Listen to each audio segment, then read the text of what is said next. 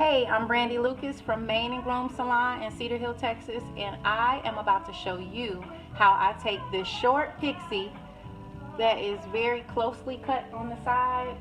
It has been faded out, but I'm right now in the process of growing it out just a tiny bit, and take it from this to a pulled together polished pixie look with no heat. Stay tuned. So my hair was freshly molded before I went and got a little bit of shape up, so I'm not going to mold it again. And I stress the ease of styling with short haircuts.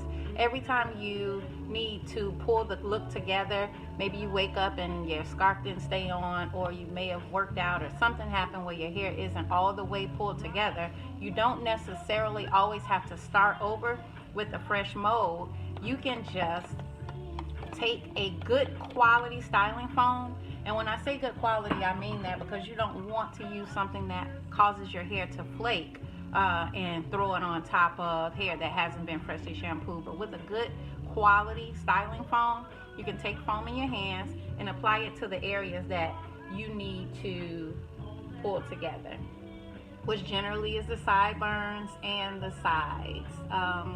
If you're wearing a pixie and you have full size, then of course you would apply the product in the areas that you need to lay down. And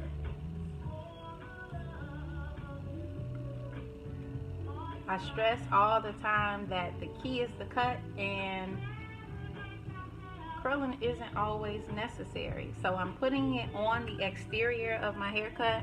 With short hair, you really just want to make sure that the exterior is always pulled together and polished. Taking a small tooth comb, running that foam through the areas of my hair that I want to lay neat and flat,